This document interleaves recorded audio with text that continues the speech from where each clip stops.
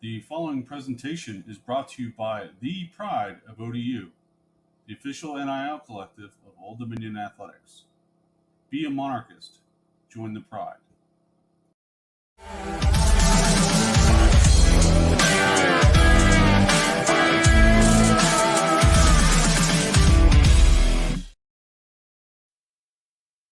Monarch Nation, we are back to talk about Old Dominion's trip to Boone. Old Dominion loses 28-20, but there's a lot more to the story. But first, I got to greet you, Gary, but we have some special guests joining us today. First up, Old Dominion Hall of Famer and former football player Jonathan Plisco, and former ODU kicker and likely future Hall of Famer Jarod Brown. Let's add them to the stage. How y'all doing, fellas? Doing great. What's going on, Monarch Nation? Glad to be back. Yeah, thanks for that intro, too, because I'm hoping, but you never know. I mean, you still got the longest kick in ODU history, right? Mm-hmm. You have the most points in ODU history, right? Mm-hmm. And it'll likely never be touched because we'll never have another Taylor Heineke at the school. We're never going to kick 73 extra points in a season again? Is that what you're saying? Very unlikely. So I agree. Given all that, I mean, I think it's pretty safe to say you should be a Hall of Famer eventually. Well, thank you. Hey, don't forget the stat that isn't tracked. Probably most onside kicks. We had quite a few every year coming out of jail. So best defense was an onside kick. Absolutely. Definitely. All right. So we went down to Boone. Everyone thought, I mean, this is our chance to take control of this division. It didn't happen for us, but I don't know where to start. Where do you want to start, Gary? Well, first I'll say I feel guilty because I did not go down to Boone, was not able to go this weekend. So that snaps the streak we had going. If I did the post-game presser, they won. So we'll get that back going again with JMU and Marshall, and then I'll figure something out for Jonesboro, Arkansas at the end of the year. But I mean, we can look at this game and probably say we should have won. We were the better team on the field. I think you just look at the box score, we won that game, but turnovers, sacks, just little bits of execution down there at the end cost us this one. And it stinks, but it could have been worse. Yeah, that second half. I mean, scoring 3 points in the entire second half. I mean, that's kind of the story. We had control of this game in the second quarter. We're up 17-7 at one point, and final score is 28-20. Kind of tells the story. Offense was extremely effective yesterday. Isaiah Page deserves all the kudos. That was the most impressive wide receiver performance I've seen at ODU in a very long time. I mean, he was a workhorse. We had some good ones, but maybe ever. That was insane. Yeah, he tied the record for receptions in a game previously held by Ollie Jennings, both with 16 catches. So who was that against for Ollie, though? It was against Western Kentucky. So both good teams they played against. But 205 yards. Just seemed like whenever we needed to play yesterday, he was out there to make it. And yeah, we call his number. He'd step up, make a play. It was definitely exciting to see. And obviously, didn't get the result we wanted, but it was impressive performance, especially in the first half. They were moving him around on the field quite a good bit too. I know early on he was kind of on the outside, getting those quick hitters, the bubble screens. He was able to get past a few. I think there was some really good blocking from the wide receivers and from Pat Conroy in front of him, just to give him a little bit of space because, I mean, that dude is quick. We've been watching him be quick for quite a while now. But to see him get just the tiniest bit of separation and break some big ones for us and then come out of the slot over the middle a couple times as well. We hadn't seen him do that in a couple of games. So just overall awesome game for Page. Glad to see him get some flowers against someone who's been a thorn in his side for the most part in his career. Now, I've seen a lot of criticisms levied on the defense for not getting off the field enough. But I think the credit really should go towards Joey Aguilar. That was one of the most impressive performances I've seen in the Sun Belt since we've joined. He either was killing us with his feet, or he was making throws that could only be caught by their receiver. Like coverage was amazing, didn't matter, right in the basket, just throwing dots all night long. So we got to give credit to how well Joey Aguilar and his receivers played yesterday because they were phenomenal. He only completed 13 passes and 4 were for touchdowns. It's not bad for efficiency there. Mm-hmm. Yeah, I would like that. They definitely showed up, made the big plays when it mattered, and as you mentioned, Aguilar are just his stat line isn't super impressive, but the thinking, just tremendous throws there when he needed them. Yeah, I don't know. I need to give shout out to all of the ODU fans. So we unveiled the Monarch a few weeks ago, early in the season, the collaboration beer with Afterglow and the Pride of ODU.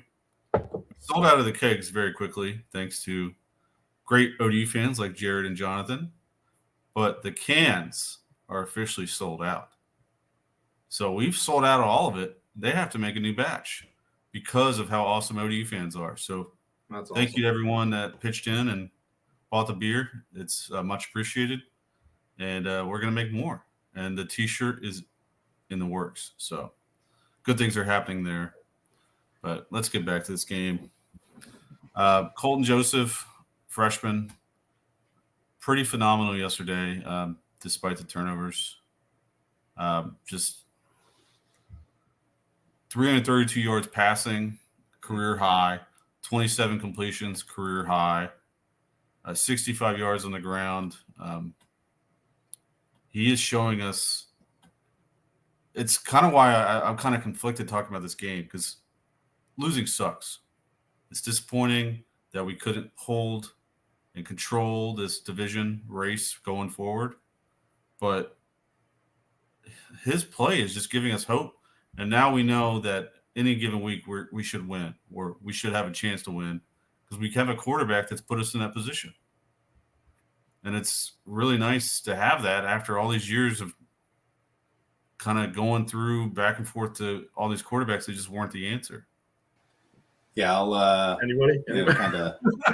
I was waiting to kind of hop on that one. I think my internet's being a little funny here, but yeah, it sucks to lose, but it was a hard-fought game. You look at the stat line; we should have won. App State had those key plays, had more key plays than we did. We lost the game, but the fact that we have an offense. I mean, you look at all facets of the offense, whether it was read option, power running, those bubble screens, deep passing. Like we have all those options available, which for the past couple of years we've been a little not as dynamic. So we have that capability to hit a team however we need to win the game. Obviously, we didn't, but just to have that potential there, it's really exciting. Again. Never want to see a loss on the schedule, but just to see how we came out on offense and even defense. Sure, they put 28 on us, but considering the sacks, considering the turnovers we had, the positions they were put in, again, they've continued to show up as they needed to. And it's hard when Aguilar is dropping that ball and where they can't do anything about it, right? It was a competitive game. Definitely disappointing to take the loss, but at that point, we're fighting.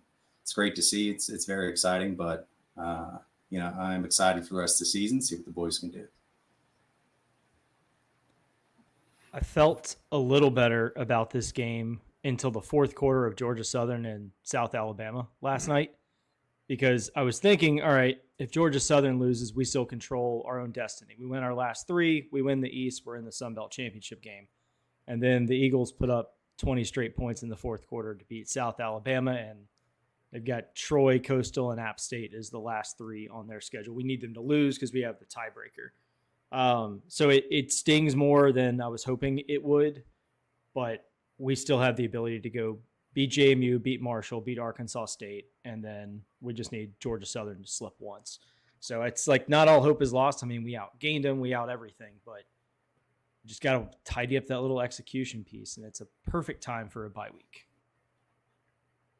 Yeah, I agree with all of it. I think that in any sports situation, but football and specifically, 120 guys on the other team in college football are preparing just like we're preparing. They're doing all the things that we're doing every single week.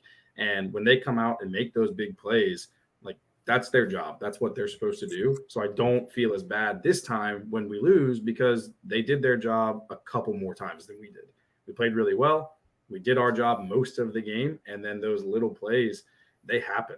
And it's really tough to say, oh, we could have won here, we could have won there, we should have done this better, because they're doing the exact same things that we're doing. And it was a really good game. It was a hard fought game, and we could have won it. We probably should have won it, like we've said. It didn't happen this time. It sucks that it happens to App State, because at App State, it just feels like it always just doesn't go our way. I mean, it doesn't. We haven't won there. But I think it was a good game. I'm not devastated that we lost. I still think, like you said, Gary, we control the last 3 games. We got to win all 3 of them. We control our own destiny in that. And then I don't think Georgia Southern's going to do it. Let's be honest. I don't think Georgia Southern's going to win all 3 games. That's just the optimist in me. That's the ODU fan in me. But I don't think they're going to do it. So I think if we win the last 3, then, we'll be there. I think the trick is we just become App State fans the rest of the season. Seriously. Yeah. Because they're out of the race. If they just go and knock off the teams on their schedule, we're looking better.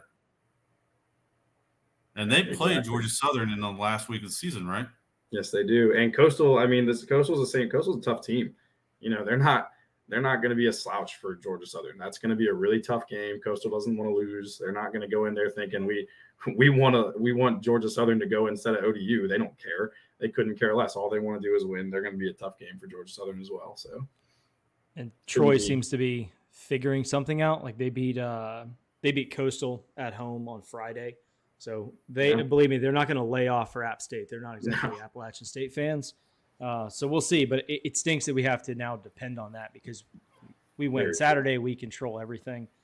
But if we were going to lose one, if you told me, all right, one of these last 3 East games you have to lose, I would have picked App State because the tiebreaker is not likely to matter.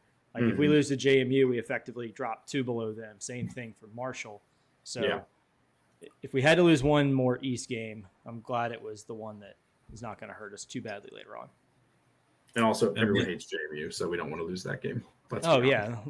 just add it to the giant pile of reasons we got to beat JMU this year. Yeah, we need this one. We have to beat Marshall because they're 3-1 in the conference as well. Mm-hmm. Yeah. So there's a reason why App State was picked. They were picked first in the East, correct? And the preseason polls. I know they didn't get the start they wanted, but I think we all saw the team that they have. And I think, they won last week. They won, obviously this week against us.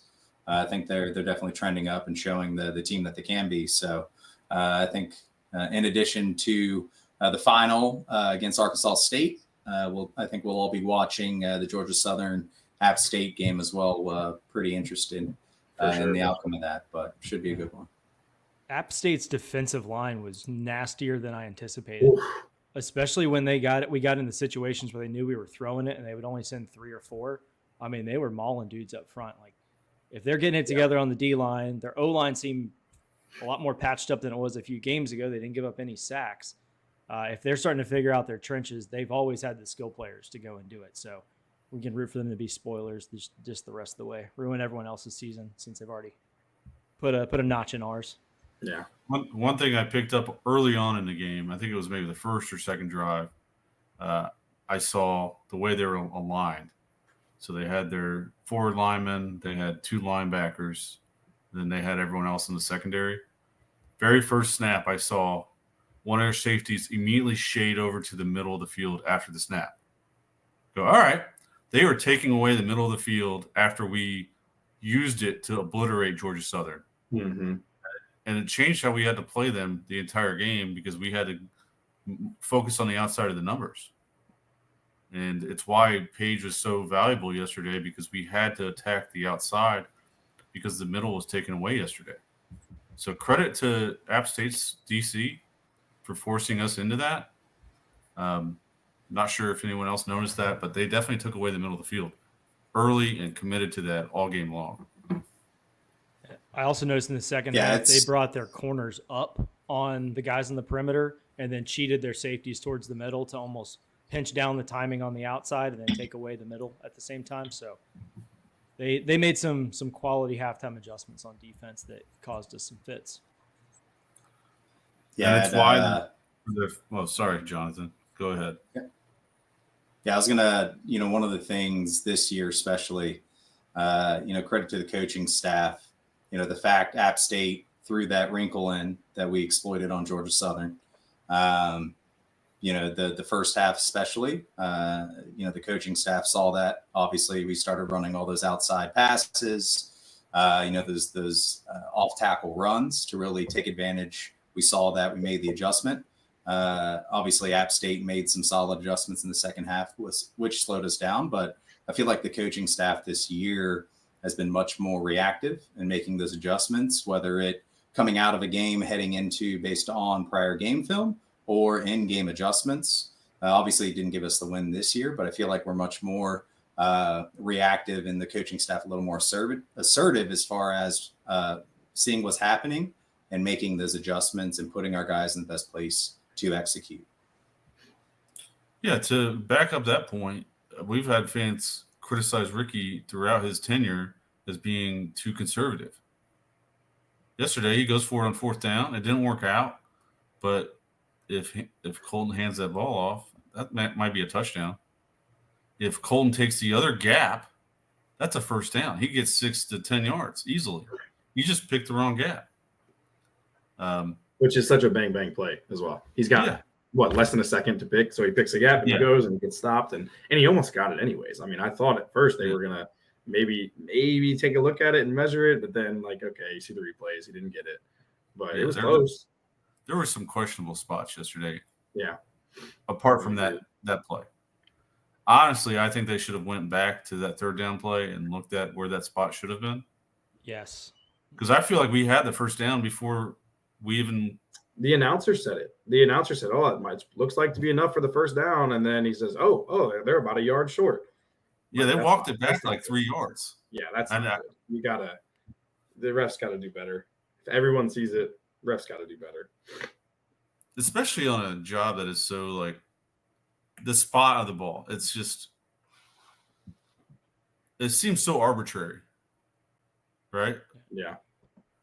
You also have the ability to just go review it. Like, oh crap, I may have put that on the wrong side of the foot or something. Just go take a look. We have a replay for that reason. Yeah, I mean, if it's like first down, no one cares. But a third down setting up a fourth and short in a territory where you're going to go for it. I don't know. Yeah, I just think they were kind of like, it'll be fine, and then it wasn't. And that turned things quite a bit because I think that was not too long after we got the interception to start the third quarter. Mm-hmm. Yeah, and before we get too deep into this, I need to make sure we shout out Aaron Young for his play the past few weeks. Yesterday, again, phenomenal. 110 yards on 14 carries. He's just playing so damn hard out of the backfield. He was running yesterday. Yeah. I mean, he does it every week, but yesterday he was running. Yeah, I was hoping to see him with 5, 6, 7 more carries, considering he was going off at what, 7, almost 8 yards a pop, almost 8 yards a carry.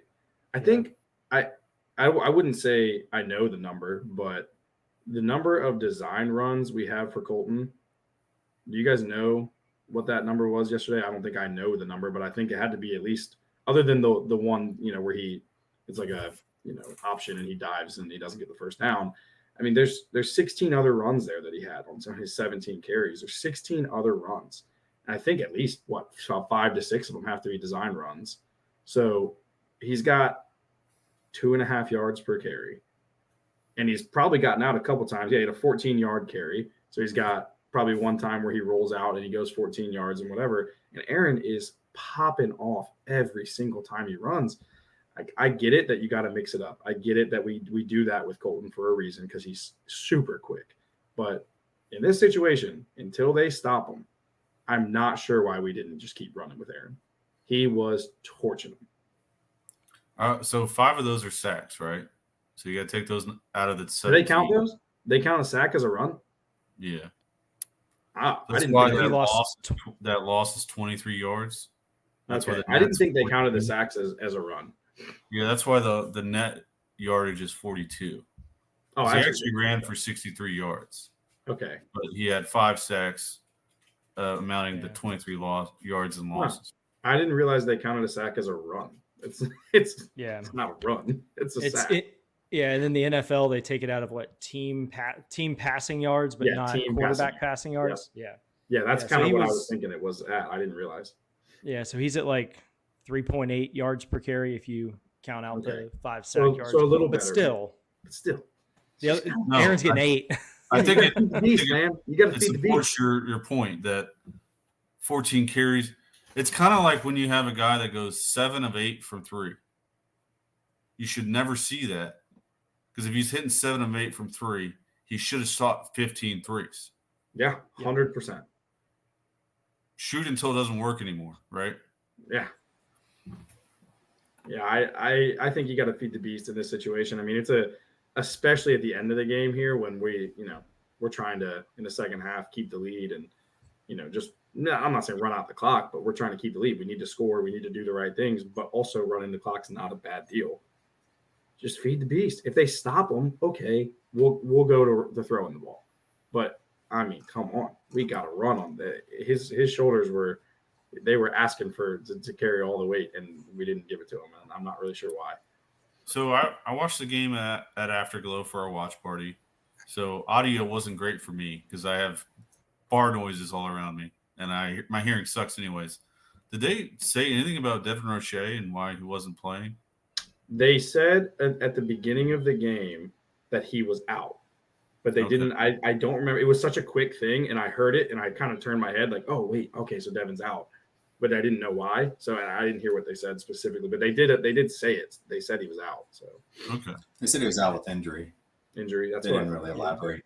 Yeah. He did get another injury in the Georgia Southern game, and I don't think we saw much late in that one. So I'm hoping that that's not continuing to linger, and maybe it's something they just said, all right, take this week and the bye week and come back healthy for the last 3.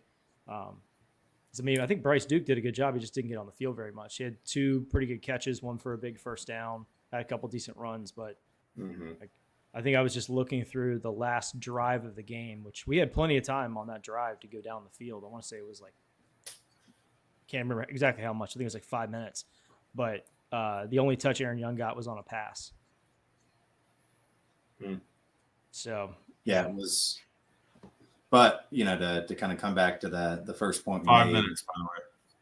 5 minutes, okay. We have a lot of playmakers, which we have a tough run here in the next 3 games to finish out the season. But whether it's Aaron Young, Colton on the ground or through the air, you mentioned like Bryce. I mean Isaiah Page, obviously without saying. Finding that right mix. Whatever the D throws at us. I think that'll really be key in the next 3 games is finding that optimal mix to get the ball out with the playmakers, and we know what they can do. But yeah, it's still a tough result the way it played out. But with the guys we have on the team, again with the start to the season coming out of the gates as we did with the tough schedule, really excited to see what we've been able to do, continue to fight. But yeah, it's going to be a fun 3 games to finish out with 2 of those at home. Oh yeah. Be nice to just win those 2, and then it's a little bit less of a sweat at Arkansas State for a number of reasons. But yeah, I don't know. I feel like if we beat JMU and Marshall at home, we're not going to lose to anybody on the road the following week. But hey, it's the Fun Belt, right? College football is just college football is just a shit show this year anyway. It doesn't matter what you think. Yeah. But we do have a bye week this week. And we know what happens after bye weeks. Ricky Ronnie does not lose after bye weeks. I really hope not this time. Oh, man. Yeah, we'll never hear the end of that if they do. So Oh, please don't. But I'm glad for the bye week, mainly just to get some guys healthy. Like I know we said Devin Roche missed because of injury, but Santana Saunders wasn't there on the offensive line. So we were kind of really down a couple guys on that offensive line from the start of the season. So hopefully getting them back, and then we'll see maybe Jason Henderson, maybe a Jalen Butler.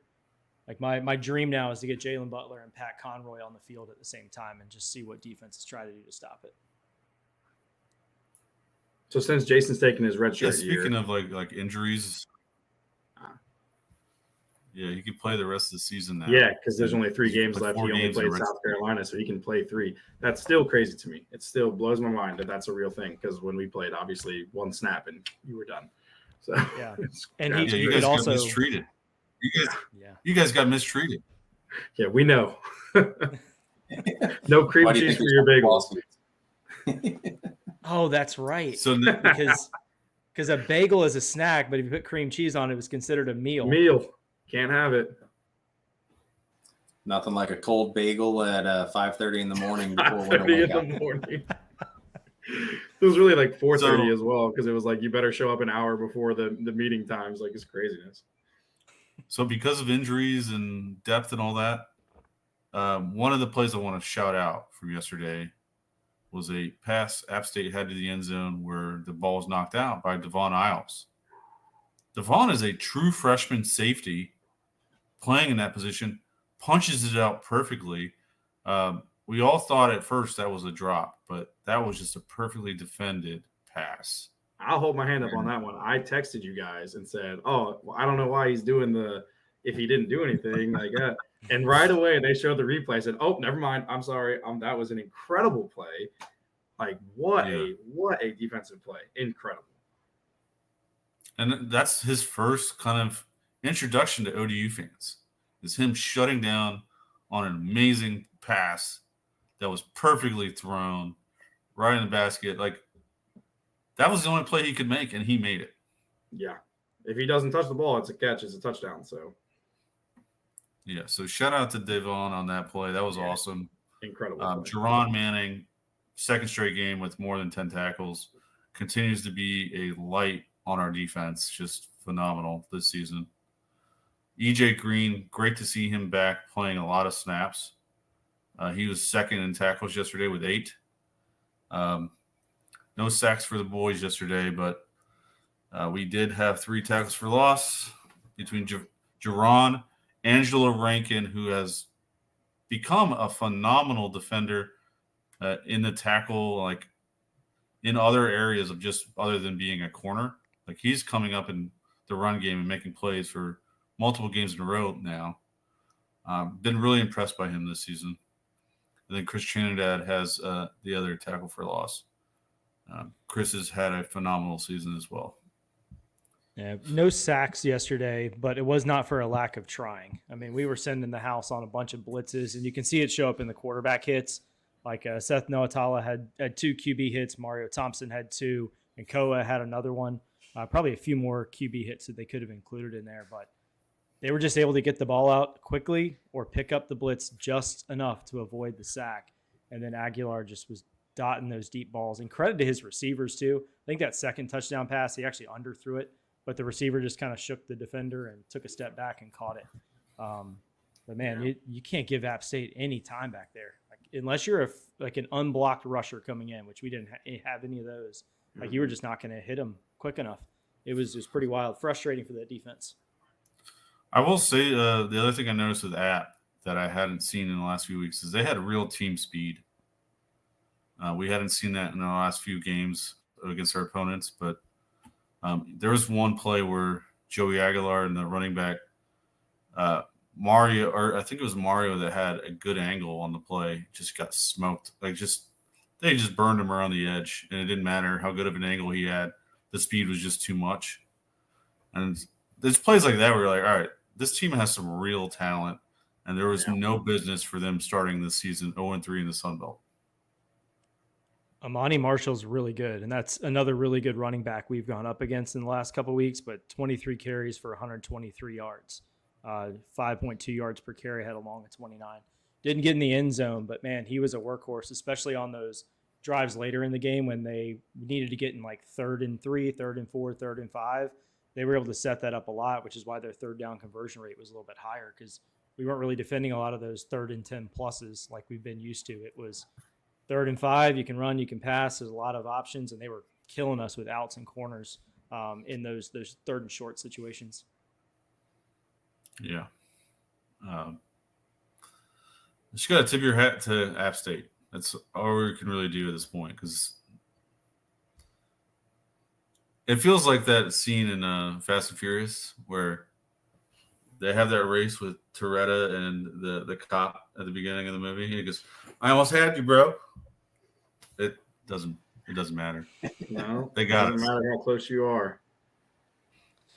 Yeah, Yeah, I mean, I don't think there's any sense in overreacting either. Some people are overreacting. Oh, well, we did this wrong, we did that wrong, and like I don't want to be too. I think we talked about this a little bit ago. I don't want to be too. It's totally fine. It's totally great. Yeah. We're a great football team, and we're going to win all these last 3 games. Like we don't want to be that way, but we also don't want to overreact and say, "Oh my God, we just screwed that game. We should have won. We just made way too many mistakes." No, we didn't. We did make too many mistakes yesterday, but they were mistakes a lot of times that were forced by App State just playing really well. So, it's tough, and that's how it goes. We don't want to overreact and, freak everyone out. It's all right. It's football. This is what happens. I had a lot of similar feelings after the South Carolina game, right? Like we outplayed a good football team. Obviously, App State's not the same caliber as South Carolina from a talent perspective, but ODU is a good football team. We competed. They just made more plays. That South Carolina loss still burns me, man. Like that loss, I feel like it's worse every week after they just dump truck Texas A&M at home. But I was like, you know what? We played a lot better down there than A&M did, and I can promise you their NIL budget's a lot bigger than ours. Yeah. We played them better than a lot of teams did this year. Yeah, I saw a run from Lenore Sellers yesterday where he only gained like 12 yards, but it's maybe the most impressive 12 yards I've ever seen in my life. They just have crazy athletes at every position, like defense everywhere. I mean, they blew the doors off of A&M late in that game. It was actually they fun to really watch. should be better than they are considering where they are at geography wise. Yeah, I mean, they're so close to Atlanta. They got all the South Carolina athletes. They're not far from Charlotte. I mean, they should just be eating up teams with where they're located. Mm-hmm. A lot of competition in that space too. Clemson, Georgia, Florida. I mean, True. Yeah, I'm looking. Tough eating out there. They scored more points against Kentucky, LSU, Alabama, Oklahoma, and Texas A&M than they scored on us. We gave them 2 touchdowns. Yeah, we gave them 2 touchdowns. That's crazy. And it was week 1. I know it's week 1. I know, but I don't care. That is, I mean, they scored 2 touchdowns, like you're saying, Gary, that they started inside our 10-yard line. Like that, and they only scored 23 points on us. Our defense is something. I know we didn't get off on 3rd down enough yesterday, but I feel bad that we've gone this far into the show and we have not shared Aaron's little tidbit on the game. So I'm going to share that right now, and then after that we'll go to fan calls. We got to hear from the Duke of this. What's up, Mike? What's up, Gary? Sorry I can't be on there with you. I'm on this wonderful trip down to Atlanta to see Billie Eilish with the family. I can't say that I'm a big fan, but anyways, it should be a great time. The Atlanta Falcons are in town, and right now the Cowboys are losing, so that's awesome. Anyways, really good game yesterday. Unfortunately, we did not come away with the victory. I think the key number was 5. 5 turnovers for the traditional sense. 1 that was on downs, which I know Ricky said that he kind of regretted doing. And then 5 sacks. So we gave up 5 sacks. We didn't get any sacks. But to have 5 turnovers to 1 and only be 1 score away, there's lots of great upside for this team. So I'm excited about 2 weeks from now. That's the big game. That's the next game. We got to beat JMU, and that springboards us to another thing. We'll see you guys tomorrow at the basketball game. Go Monarchs.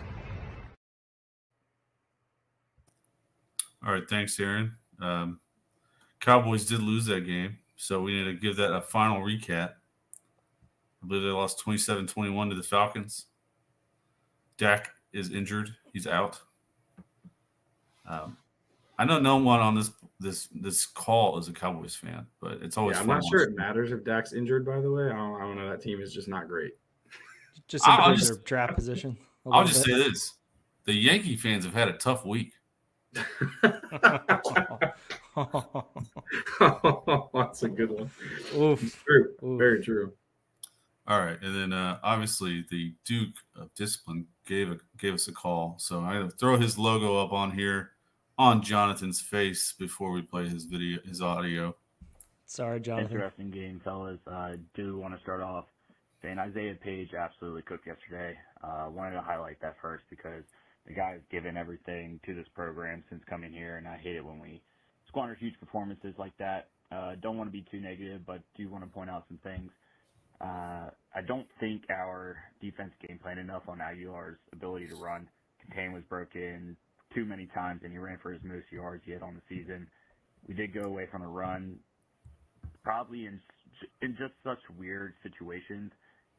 After talking about that we could just run the ball down their throats, and we did. AY had a lot of great runs. Duke had some great runs. Colton had still a lot of growing to do. The pocket awareness was really iffy yesterday. One of those sacks, the pocket looked perfectly fine, and he ended up twisting or spinning to try and scramble when the pocket was perfectly fine. That's where knowing you can run can hurt you. Just having more patience in the pocket, and hopefully he grows in that. Not saying not to run, but he's got a good arm, and when there's a good pocket, let's try and use it. Fumbles, when our QBs fumble the ball, from what I looked at when Grant was going through this, for sub 500, and when they fumble the ball twice, it's almost a guaranteed loss. So he's fumbled in the 5 games he's played in this year, so need to fix that, especially when you're going against a team that had a double-digit negative turnover margin.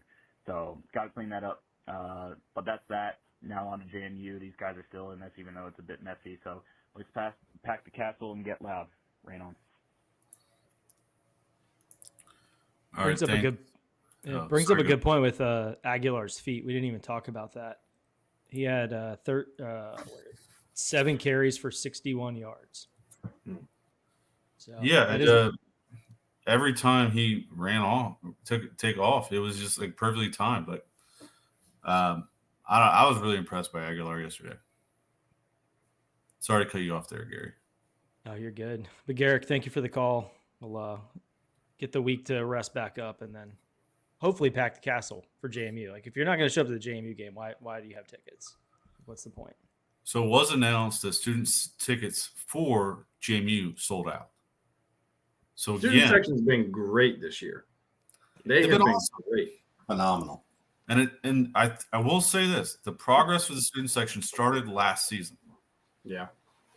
Because we had these same issues last year where these season tickets were sold for whatever, and they were empty while we were doing that bowl run last year. But the student section continued to be popping.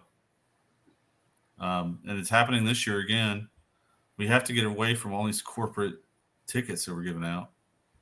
And we have to – I feel like we need to just sell single game tickets to Virginia Tech so we can avoid how many empty seats we have the rest of the season. Just amp up the price for Virginia Tech as a single game ticket.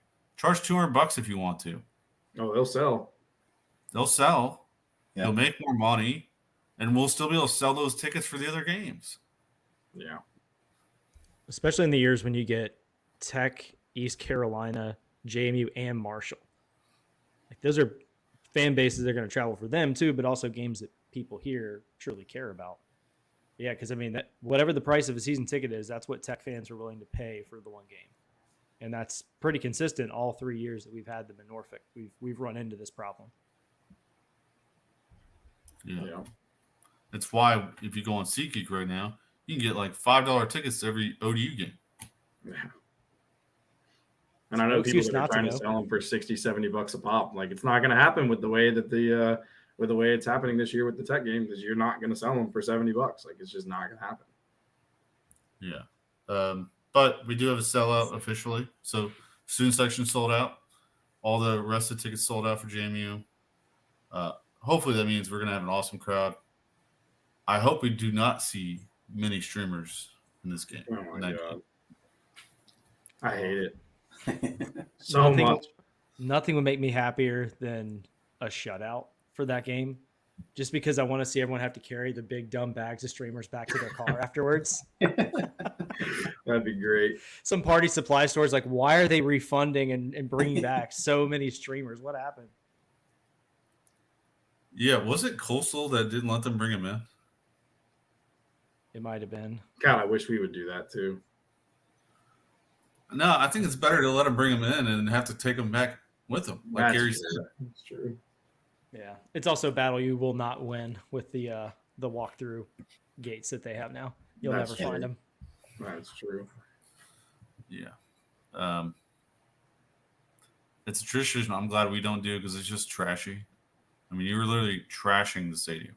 Yeah. I think last year it rained after the game, or the last time they came here, it rained after. So it was just a mess. Yeah. Like, I've always said if we lost every game of the year but beat JMU, I would still be happy. I can't stand them. I said that the year we beat Tech in 2018. I said, I don't care if we go 1-11. As long as that one win is against Virginia Tech, I'm happy. And that basically happened. Yeah. We did win a lot that year. We'll All see. right. I'm excited about what we could still do here. Like, I'm gonna watch the JMU game on Saturday, see how they look, because they've been they scored 70 against UNC, and then their offense hasn't really looked right since then. So I don't know. Like it's like a crapshoot every week trying to figure these teams out. It's so different now.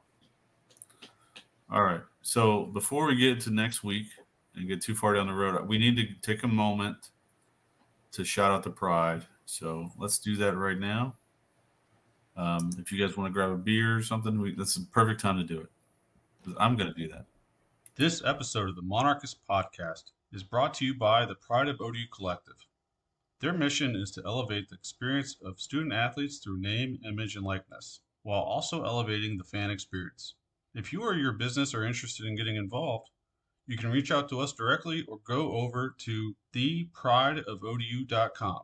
That is theprideofodu.com. Thank you for listening, and go Monarchs. So as promised, I grabbed my beer. That was quick. Yeah, I couldn't run down the stairs that fast. Might Yeah, break an ankle or pull a hammy. So My Monarch beers are in my garage fridge, so I had to just settle for tapping the Rockies here. I am. yeah, I'm out. I'm distraught to hear the Monarchist beers all sold out. I was hoping to get another couple 4-packs. Anxiously awaiting the new batch. Well, I know a guy that bought 2 cases and has some in his bar. So we can make a trade or something. Hey, we can work something out. It's well worth it. It's a good beer. I don't think we've actually talked that much about the beer on here other than telling people to go buy it, support it. Money goes back to the collective, goes back to our players. But it's a good beer. Yeah, I enjoyed it for sure. It's a good beer and Afterglow. I mean, what a spot, man! Like the support, the things they do, support the collective, ODU in general. I mean, it's definitely been whether it's the coaches, I forget the official name of the coaches caravan or the events that have been going on there, but really impressed to see not only Monarch Nation show up, but Afterglow do what they do, both brewing and supporting ODU athletics. So we probably had 30 to 40 fans show up yesterday for the watch party. I like it, Gary. there The we table go. service here is pretty good. Nice. Tell Brittany I said hi. All right. One of the coolest things they did was for this game, they added a new projector. And before the game, Josh, who's the owner of Afterglow and a great guy, he asked me every game, how many TVs do you want the game on? I always say every TV. All of them. So, I mean, we had in our area, we were in the front area. We had the projector and then 5 TVs all with the ODU game on it. It was fantastic. Like, you couldn't have found a better atmosphere to watch the game. Everyone there is into it. We had ODU chants going. We had everyone getting loud. I did get called out. I asked for an ODU chant in the third quarter. And like the next drive, we've got a strip sack fumble. So I tried to get one going between the third and fourth quarter. And this lady said, last time you asked us to do that, we fumbled the ball. No. So shout out to her for picking up on the connection there. I really appreciate that type of attention to detail. So note to self, Mike can't lead any more chants going forward. Got it. Hey, I'm just trying to get people hyped. That's all. We just got to get a recording of it so you can just play it in Afterglow occasionally. You'd be like, hey, not me. Yeah. I'll make you a deal, Mike. We win the next 2 games. I'll be there for Afterglow. I know it's like an hour from me. I mean, ODU's an hour from me, but I come to every home game. But when it's an away game, it's easier to just stay home, watch the game from home with the family. But we win the next 2 games. I'll be there for the watch party for the Arkansas State game. Beer on Jarod. That's what I heard. Beer, yeah, at least one beer on me. I don't know. We'll see. If we win the next 2 games, I will pay for your golf that day before we go to Afterglow. That's what I'm talking about. There's my guy. We're doing that. I might get in trouble, to be fair, but we'll see. Hey, honey, I'm going to be gone for 8 hours. Is that I'm going to cool? be gone all day, just like when we tailgate. But it's important. We might win 7 games. Be pretty cool. Yeah, it's I wouldn't say quite the turnaround, considering the teams we played to start the year, but be able to have 7 wins with the strength of schedule we have. Again, like we got a football team, boys. Yeah. So definitely excited. Looking forward to hopefully that golf before Afterglow against Arkansas State. But yeah, have a tough game next week against JMU to 2 weeks away. Sorry, next schedule week, I should say. Yeah, but I know the boys are going to be up for it. And I think Marshall's even tougher this season than JMU right now. I mean, they're playing really good ball right now. They are, but it's JMU. You know how that's going to go. That game is going to be a fight. It's going to be a tough one. No matter what, no matter how good or bad they are every year, that game is going to be tough. All right. Yeah. So, Gary, what were you about to add there? I was just thinking, like last year, it was what a lot of JMU fans would say the best team that they've ever had. Mm-hmm. And we went up there and we're 1 play away from beating them at their place on Halloween night or night before Halloween. So yeah, I mean I think that the blowout on the first one was kind of, whatever, bad year for us, but when we're on even footing, man, that game could become a lot more fun. Mm-hmm. And I will say this. They've gotten so used to winning. Their students all left at halftime to go party in a 1-possession game. I can guarantee our students will not leave at halftime if it's a 1-possession game. I don't think our students will leave if we're beating them by 30. I really don't. Those guys have been awesome this year. Yeah, they have been. And I think whoever's reached out to these students to get them hyped up for these games and get them to be involved needs some credit. I know Student Engagement Services is involved there, but whatever we've done to get these students excited about football again, because there was a lull there where we weren't really bringing in the students anymore. Mm-mm.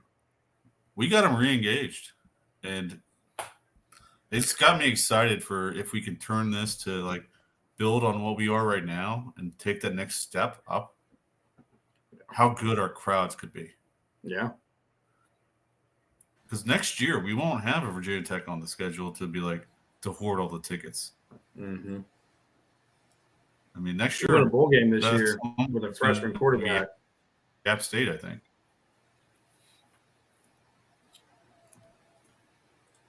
Yeah. You're talking about a freshman quarterback coming back next year, Jarod? No, I'm saying like if we win a bowl game this year with a freshman quarterback, and then we come in the next year with that type of hype, everybody's gonna want tickets, want to be here. So I mean, it's an exciting time right now. We do have a quarterback. So I mean, the last few years we've been kind of a defensive team, right? I think we can all say that. defense is awesome. Like, you need it to win games. But offense sells tickets. Yep. And Colton Joseph, if he continues to play like this, he's going to sell a lot of That tickets. boy's going to sell some tickets. He's Yeah, also. go ahead, Gary. I was gonna say he's also going to help quite a bit getting skill position players in the portal in a couple months. That's true. Yeah, Yeah, you want to play with a guy you know can get you the ball. Yep. And the offense that we run, Coach Decker with what is this, year 3? Year 2? Yeah. So year 2, I know we had a lot of turnover, but still, seeing what the offense is capable of, now we have those guys, the skill guys in there making plays again, continue this momentum. And, obviously with the quarterback play we have and, get some more weapons, heading into the next season. Again, it's, I probably said it 26 times today, is it's exciting. Obviously, our record isn't as exciting as we all want it to be, but we played some really good football teams. But, the pieces are starting to click, which is damn exciting, I'd say. I'll say it again. To add on to that a little bit is the coaches got crushed for their recruiting the last couple of years. We're finishing like the bottom 4 teams every year in recruiting. And it shows you how bad those ratings are. Because this is not a bottom 4 team in the Sun Belt. Mm-mm. You can't do that without good recruiting. And we're doing it in a period where we are seeing record turnover every season. So these coaches have a pretty good eye for talent. Yeah. 2-4-7 and on 3 are missing because we're picking up guys that no one knows about, and they're having phenomenal years here. Yeah, it's I've talked about this with a couple of people, like the NIL, the transfer portal, right? Obviously, you have your core recruitment of high school guys, and then you're recruiting in the transfer portal, all the transfers. I wouldn't say it's a crapshoot, but there are a lot more variables with the team turnover across college football. I think that's why we have such a more competitive landscape, is there is that turnover. But, to your point, Mike, our coaches have something figured out, because we had 60 plus last year, 57 this year, new roster faces. And okay, it took us a couple of weeks to put things together, to figure things out, but we have a competitive football team. And you look at some of the other teams that go the other way, right? Sure, they may have a highly touted class, but when they put all the pieces together, they're not fielding a competitive or more competitive football team. So it's definitely excited to see 2 out of 2 with the high turnover. We're still putting out, highly competitive football team. I'd say a more competitive football team this year. So, the coaches, hats off to them. Sure, the press and all of that from a ratings perspective isn't as, glowing, but they're obviously doing something right there. 22 one-score games in the last 2 seasons with one of the worst recruiting classes year to year. That shows you not to really look at those ratings at all, because we're proving them wrong. Yeah. Yeah. And, 22 one-score games. I think if we looked at, the prior 7 years of ODU football, how many one-score games there were.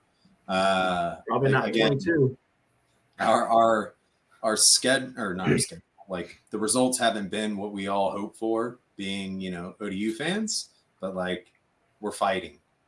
That's, that's a step in the right direction. And again, just putting all those pieces together, making all those key plays, could have gone a lot of different ways with those 22. I don't know what our record is. I know it's not positive, but 10-12 in the one-score games. But we made some plays, but I think we all know in some of those games we watched those plays not be made, or those mistakes be made that just swung it. But we're right there, which, I'd rather us win, but we're right there.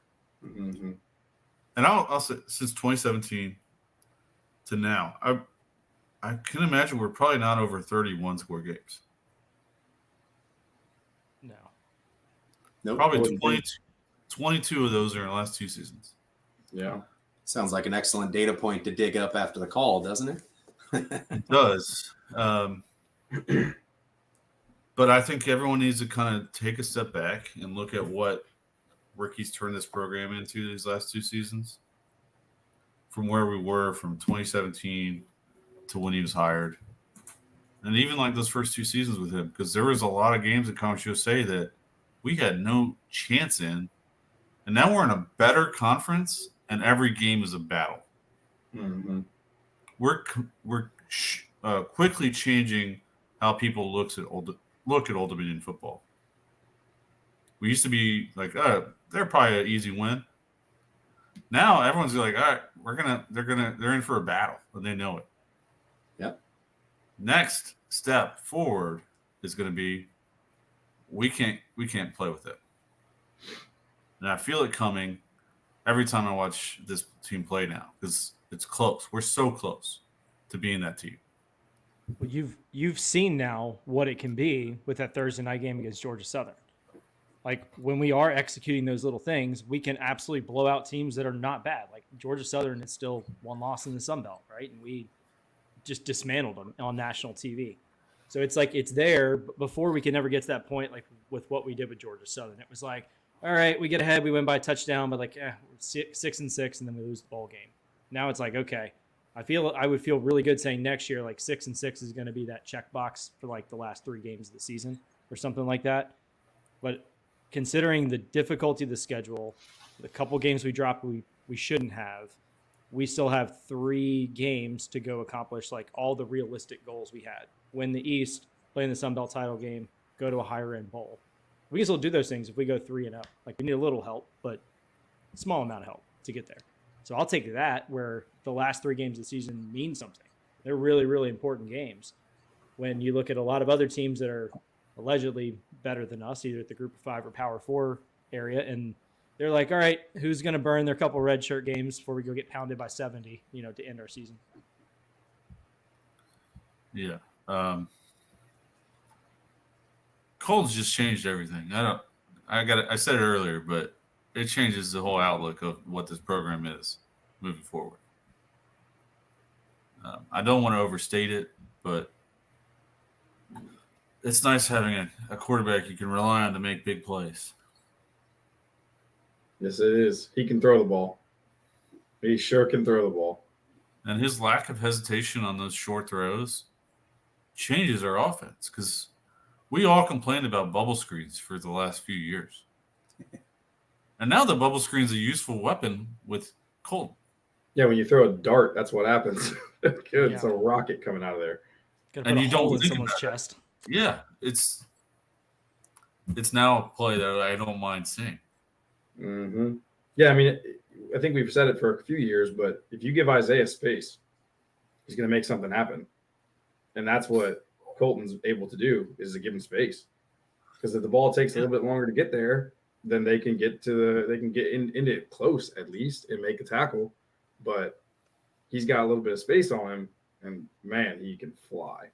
And it takes a strong arm to do that on a bubble screen. I know it's late in the show to say this, but on Tuesday I will be talking to Ricky and Colton about Colton. So both interviews will be focused on Colton.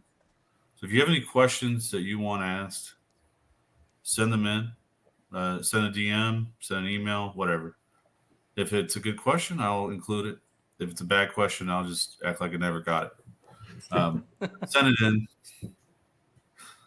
I want to get answers to questions you guys have as fans. Stuff that I care about might not be something you care about. So send it in. We'll make it work. Yeah. The other thing I'll shout out before we hop off of here, the JMU game is also our annual Toys for Tots game. So be paying attention to all of our social media channels. We'll have a link where you can donate online. You can bring a new unwrapped toy to the game against JMU. We'll have the amphibious vehicles on 49th Street. We'll have a few other pickup locations on Kaufman Mall and in the Blue Lot. We broke our record again last year. We're just hoping to continue to do that again. There'll be a lot of really cool things on display. So pay attention to our social media. ODUmonarchist.com will have a lot of info there as we get closer to the game. But start thinking Toys for Tots. It'll be here in 2 weeks. And before we go, thank you for adding that, Gary. If If you don't want to bring a toy, cash or Venmo is accepted. So just pitch in any way you can. Tell your JMU friends that are coming, bring a toy. It all goes to the kids in the 757, which is the best part of it. When you donate to Toys for Tots with the Monarchist, you know those toys are staying in the 757. So kids that could be ODU fans and students in the future, or even athletes, are getting those toys. So, but before we go, I want to ask you guys one question. So we have a bye week this week, which means you get free reign on what games you want to watch. We'll start with Gary because he is the biggest degenerate of all of us. He's already got all of his games for Sunday or Saturday lined up. What game are you most excited about on Saturday? All right. Well, I'm going to rule out the JMU Georgia State game because everyone for ODU should watch that just to get a little advanced scout on JMU. I'm going to go South Carolina at Vanderbilt. I want to see what Diego Pavia does against South Carolina. It should be a really fun game and actually mean something in the SEC standing. So that'll be mine, 4:15 on Saturday, SC Vandy. I'm going to give Jonathan and Jared another minute because I feel like they're still looking at the schedule. No, I already know who I'm going for. I was looking to see if I had any extras. All right, Jared. My entire life have been an Indiana fan. I'm a Colts fan. All right, I'm from Indiana. I was born there. I didn't live there long, but I got a lot of family that lived there. We had a room in my house growing up that was painted cream and crimson, and it had a light switch that said Indiana turns me on, Purdue turns me off. All right, so my dad is a massive Indiana guy, and Indiana is currently number 8 playing Michigan. That's a big one. It's at Indiana. I'm excited. I'm probably going to go to my dad's house and watch it with him. It's going to be interesting next year when we play Indiana. Because, good Lord, how can I root against them? It's my team my whole life, but I'm going to root against them, obviously. My dad, on the other hand, it's going to be a tough sell to get him to root for ODU in that game. So we'll see what happens. But this weekend, Indiana, Michigan, I'm all in on Indiana right now. Hopefully they can pull out the national championship. That'd be incredible, even though their coach is an ex-JMU coach. That's a tough one, but it is still Indiana. So for me, that's the one I'm watching. Signetti. It's frustrating, but he's not JMU anymore, so I can live with it. I mean, look, undefeated with Indiana. It's crazy. The guy came in first press conference. He said, "I win." They're asking him like, "So, how do you expect to win here?" Google me. All I do is win. Like the cockiest response, and he's followed it up with backed it up, man. They are dismantling teams. And I got to use this moment to shout out Sean Asbury because former Monarch is having a fantastic. He's playing well for him. Yeah. Terry Jones Jr. also out there on that roster as well in the secondary. He's not getting much playing time there. No, he is not.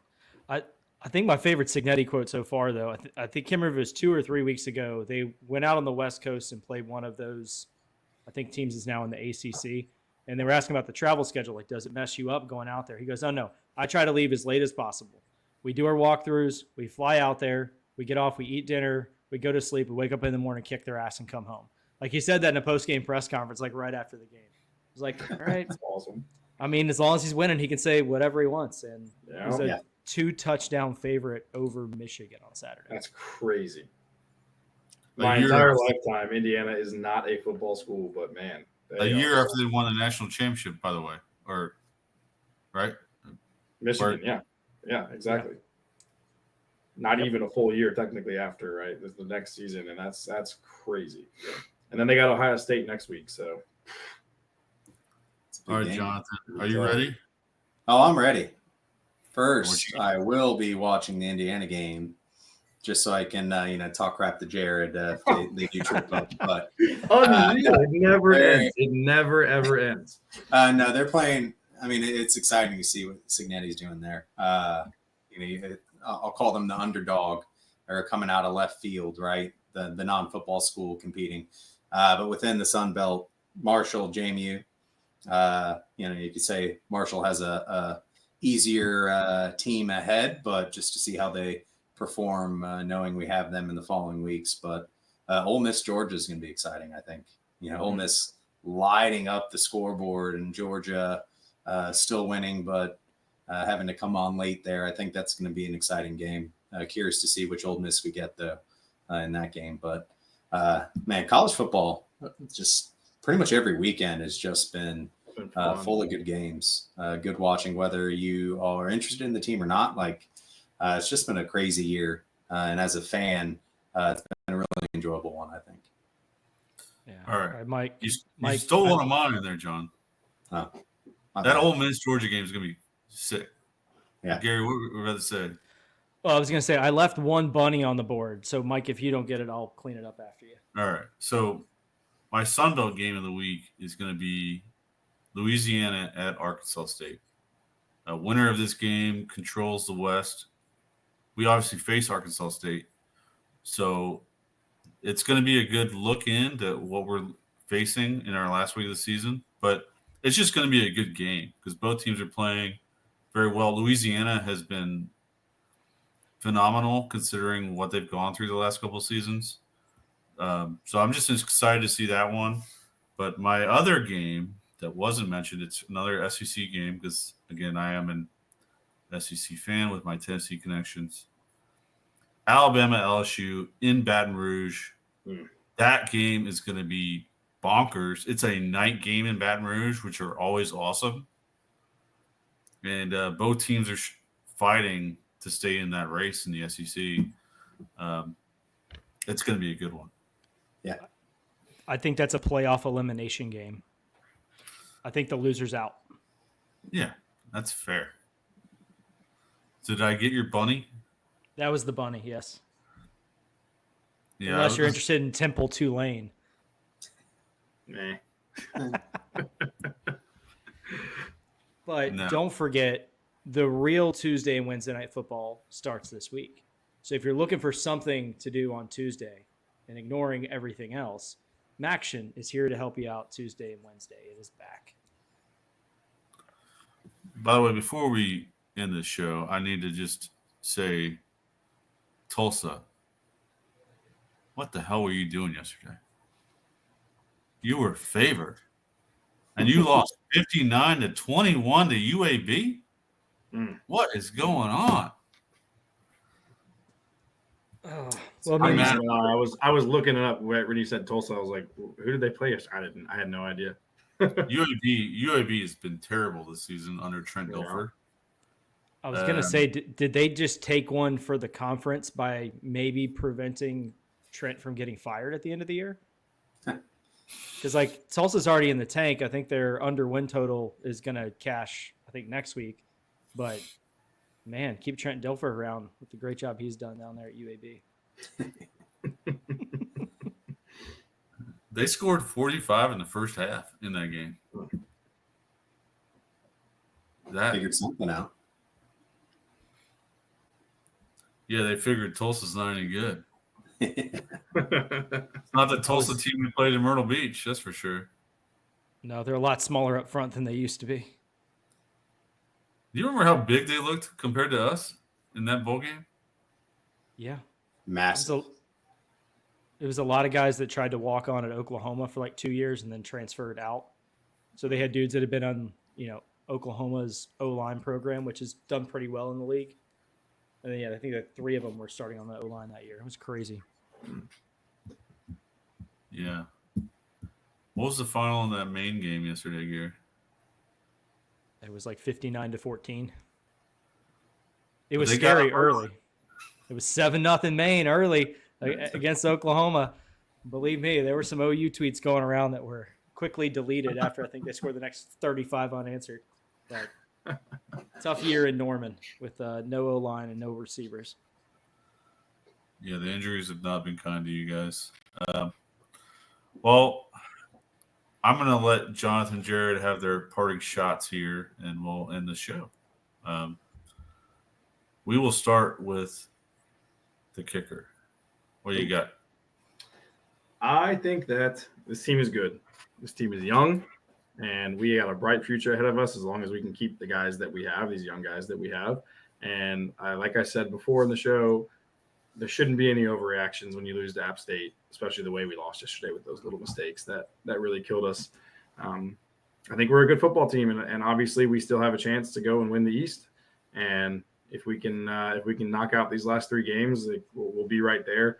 Even if we don't win the East, if Georgia Southern doesn't end up losing any of their games, like, we win these last 3 games, we've shown that we are a very, very good football team, and we can hang with just about anybody at any given time. And it's exciting, very exciting future for us. Can't disagree at all with anything you just said. Jared, you're a poet. Jonathan, what you got?